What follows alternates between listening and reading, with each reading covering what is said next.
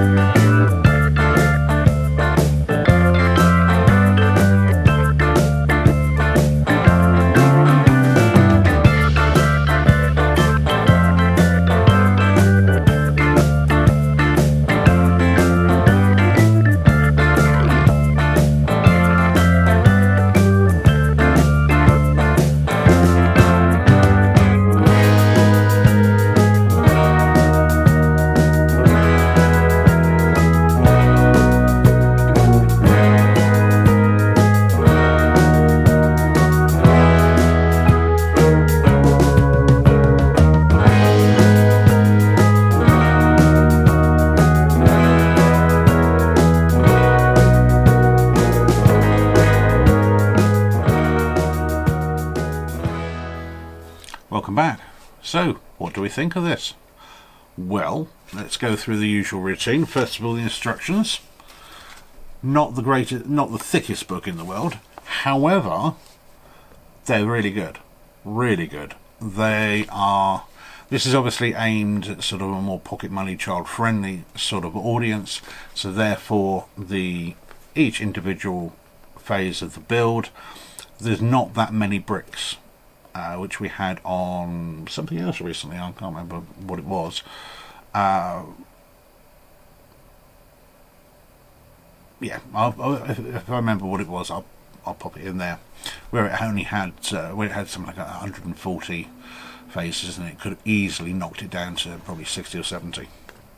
Because there's only sort of usually 5 to half a dozen bricks on each phase, so it's nice and simple.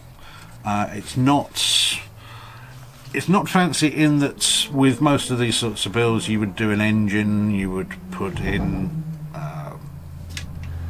tank shells, driver's compartment.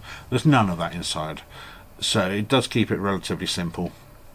But one thing I do like about it, I don't think it's not pretentious in the way it's designed.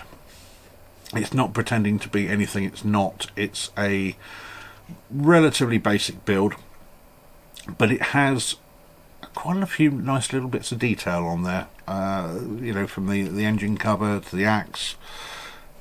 Yeah, and even the way that the wheels are done. One thing I criticised Shaquan about before, sorry, not Shaquan, Sluban before, is sometimes the way they mount their wheels. That when you've put your wheels on, you put your track on, you moved on, you're doing perhaps the upper part of the body or the turret or something like that, and you're putting some downward pressure. The way that the wheels are mounted means that they ping off of the actual chassis itself, which is quite annoying. But I like the way they've done this. It's very reminiscent, obviously being in the early World War II tank. It's very reminiscent of the way that the Sherman's wheels are done, and on the models I do like that. It does give them a lot more strength sometimes than some of the ways that some of the other models are done.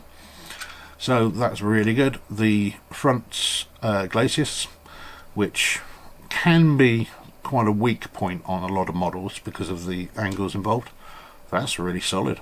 I press that quite hard, nothing happens. In fact, this is just not a fragile model at all, which is really nice to see, and particularly if this is aimed at the sort of younger part of a market, that's good, because experienced builders will know where they can hold through the build.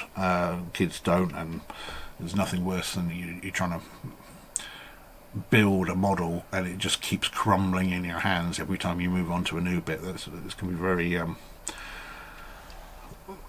very maddening, and certainly would put a younger person off of doing something like this.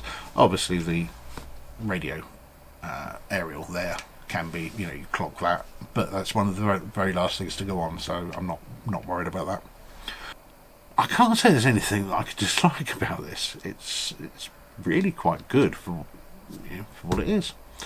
The only thing I would have liked to have seen a little bit more covering around sort of the mantlet of the gun.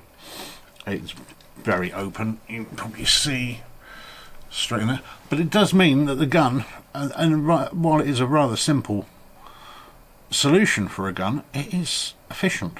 It is very effective. It moves, you don't have to worry about the turret coming off or the gun bending and breaking, and to be quite honest with you, there's a few more expensive, bigger and allegedly better designed models that could take a leaf out of this book. The turret moves very nicely. I don't think it pretends to be anything it's not, and for £8, yeah, happy days. It's a very cute little tank. It'd be an absolutely ideal present for a youngish child. I would say 8 and upwards, 8 to sort of 14 or thereabouts, particularly if it's they've perhaps done a model before, so they're a little bit used to the way things go together. I think this would be fab for them. And £8, so not going to break the bank. Ideal for a Christmas stocking or birthday or something like that. Yeah, really quite good indeed. Now you may have noticed that there are no stickers on here, unlike on here, partly because this was, my son was going to do this, and he got about a third of the way through, and then, to be honest with you, football season restarted and he lost all interest in it because football is everything to him. And unfortunately this has been sat in a envelope for some time, and the stickers have vanished, which, hey, in the grand scheme of things is not the end of the world, and everything was here, which I was quite surprised about. Now you do get obviously the minifigure of the tank commander. You get a little German soldier who's looking quite worried, and you get a little bit of scenery to go with it. Yeah, there was a few bits left over, but nothing major. But overall, the Emperor Stuart by Sluban, yeah, highly recommend this. Remember, I stream live builds on Monday evenings and Thursday mornings on Twitch. If you go to the Twitch channel and type in the Brick Army 2024, you'll see the schedule on there. Hopefully you've enjoyed this review. If you have, please like and subscribe to the channel, and I'll see you again soon. Take care. Bye bye.